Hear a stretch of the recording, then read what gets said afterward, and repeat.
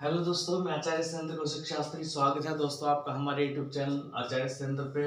और दोस्तों आज मैं आपको लिए लेके आया हूँ व्याकरण का एक टेस्ट। व्याकरण का एक ऐसा टेस्ट दोस्तों जो आपको बता देगा कि आपको कौन से टॉपिक को पढ़ने की आवश्यकता है। और ऐसे ऐसे क्वेश्चन है दोस्तों जिसको हम बिल्कुल आसान मानते हैं, बट जब ऑप्शन दिए जाते हैं बड़े जटिल हो जाते हैं।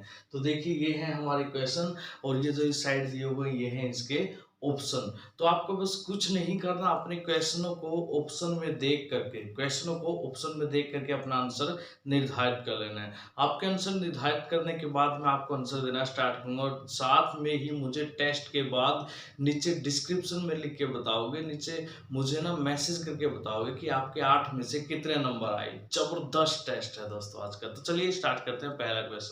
पहला क्वेश्चन दोस्तों, गिरा शब्द का पर्यायवाची। यहाँ पे पूछा गया है दोस्तों, जो गिरा शब्द है, यहाँ पे शब्द के बारे में पूछा गया है। जो गिरा शब्द है इसका पर्यायवाची कौन सा होगा? सरस्वती होगा, लक्ष्मी होगा, दुर्गा होगा या धरती होगा? 4 ऑप्शन आपको दिए गए हैं, सरस्वती, लक्ष्मी, दुर्गा या धरती। शब्द क्या है? गिरा। तो पहला क्वेश्चन आपका ये है। तो ठीक है, तो चलिए बात करते हैं गिरा शब्द। गिरा जो शब्द है ना उसका पर्यायवाची होगा सरस्वती। पहले का आंसर होगा भाई सरस्वती। गिरा जो शब्द है उसके पहले का आंसर होगा सरस्वती। अगर किसी बच्चे को लगता है मुझे टाइम ज्यादा चाहिए है सॉल्यूशन करने में, तो इस वीडियो को रोक लीजिए, पॉज कर लीजिए, और उसके बाद सभी के आंसर देके फिर आगे देखिए मेरा जो आगे मैं डिटेल से बता रहा हूँ। ठीक है, और मुझे मैसेज में जरूर बताना कि आपको कितने नंबर आए। उसके बाद बात करते हैं अतिथि शब्द का विलोम क्या बनेगा। देखिए दोस्तों, यहाँ पे एक शब्द है अतिथि, जिसका अर्थ होता है ए प्लस तिथि।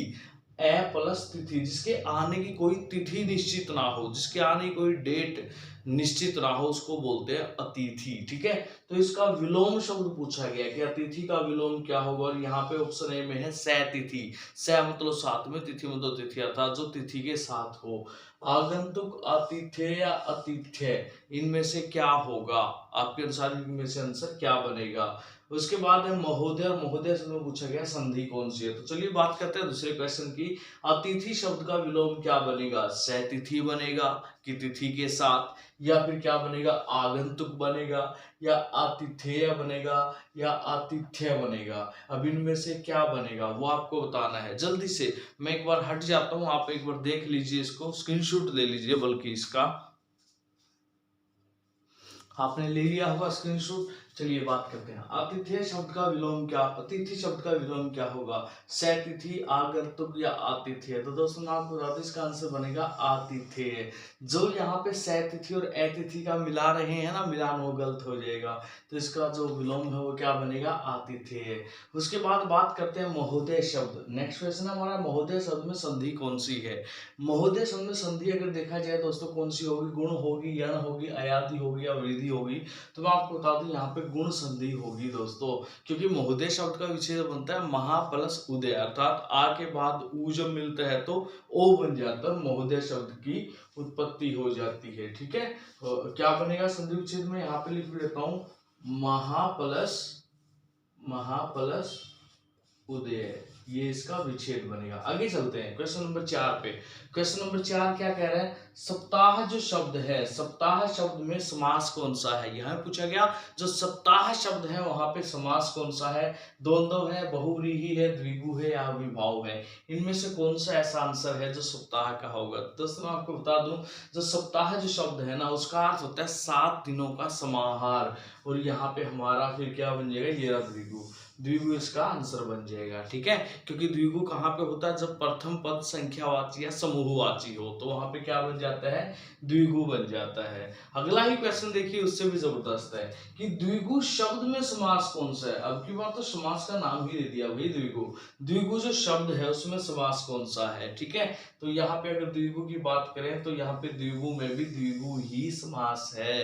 अब इस क्वेश्चन को ऐसे भी तो पूछ सकता था ना कि द्विगु का विग्रह क्या होगा? जो द्विगु शब्द है ना उसका विग्रह क्या बनेगा, उसका विश्लेषण क्या बनेगा, उसका अर्थ क्या होता है? तो दोस्तों मैं आपको बता दूं, द्विगु का विग्रह होता है 2 गायों का जोड़ा। ठीक है, या फिर 2 प्लस गायें, अर्थात यहाँ पे प्रथम पद जो ना संख्या या समूहवाची है तो हम क्या कहेंगे? इसमें भी द्विगु ही समास है। उसके बाद बात करते हैं खिड़की शब्द है, खिड़की। अब क्वेश्चन क्या है, खिड़की शब्द कैसा है, ये पूछा गया है। विदेशज है, तद्भव है, तत्सम है या देशज है। चार ऑप्शन आपके पास है कि कौन सा शब्द है खिड़की, क्या देशज है या विदेशज है या तद्भव है या तत्सम है, इनमें से कौन सा शब्द है। तो दोस्तों मैं आपको बता दूं, जो खिड़की जो शब्द होता है ना, वो प्योर देशज शब्द होता है। कैसा शब्द होता है, देशज, जो अपने ही देश में पैदा हुआ हो, जो अन्य किसी भाषाओं में नहीं पाया गया हो। उसके बाद बात करते हैं क्वेश्चन नंबर 7 पर। क्वेश्चन नंबर 7 जो है हमारे पास है कि रचना के आधार पर, पहली बात तो आपको पढ़ लेना है, रचना के आधार पर पूछा गया है। उसके बाद पूछा गया यौगिक जो शब्द होते हैं वो इनमें से कौन सा है।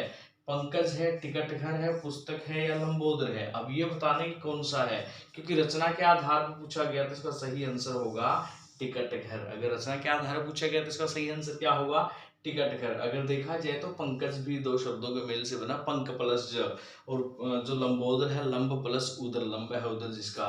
मगर इसने पूछा था कि रचना के आधार पर बताना है, तो रचना के आधार पर टिकट घर बना है हमारा। उसके बाद इसने पूछा अन। अब आज के टेस्ट का सबसे जबरदस्त जो क्वेश्चन है वो ये है कि अन उपसर्ग का प्रयोग किसमें नहीं हुआ। जो अन उपसर्ग है उसका प्रयोग किसमें नहीं हुआ है। अनुचित में नहीं हुआ, अनर्थ में नहीं हुआ, अनहोनी में नहीं हुआ या अनेक में नहीं हुआ। चार ऑप्शन आपको दिए गए, थोड़ा सा ध्यान दीजिए। कौन सा ऐसा ऑप्शन है जिसमें अन उपसर्ग का प्रयोग नहीं हुआ, जल्दी से बताइए, जल्दी से। तो दोस्तों मैं आपको बता दूं, अनहोनी शब्द में अन का प्रयोग नहीं हुआ। अब यहाँ पे कुछ बच्चों को डाउट आएगा कि ऐसे कैसे सर, क्योंकि अनहोनी में तो अन प्लस होनी ही बनता है, अन प्लस होनी तो अन का तो प्रयोग हुआ है। और कुछ सेकंड आंसर यहाँ पे अनुचित भी दे दिया होगा कि अनुचित में तो अनुपसर्ग है। मैं बता दूं, अनुचित में अनुपसर्ग नहीं, अन प्लस उचित शब्द है ये, ठीक है। पहली बात तो ये। अनेक में क्या है, अन प्लस एक, अन प्लस एक। तो अनेक में भी क्या है, यहाँ पे अनुपसर्ग का प्रयोग हुआ। अनुचित में भी, अनर्थ में क्या है, अन प्लस अर्थ। मगर यहाँ पे जो अनहोनी है ना, उसमें जो अन का प्रयोग हुआ है वो बिना हलंत वाले का हुआ है, अर्थात उसमें हलंत नहीं। और यहाँ पे तत्सम उपसर्ग पूछा गया कि इस अन का प्रयोग किसमें नहीं हुआ।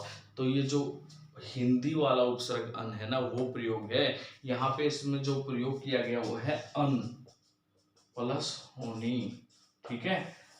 तो यहाँ पे क्या होगा, यहाँ पे हलंत नहीं आएगा, क्योंकि अगर ये हलंत होता तो ये शब्द बनता अनहोनी। ये जो न है वो आधा रह जाता, ठीक है।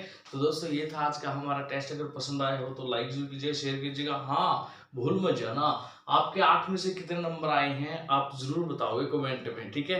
Best of luck.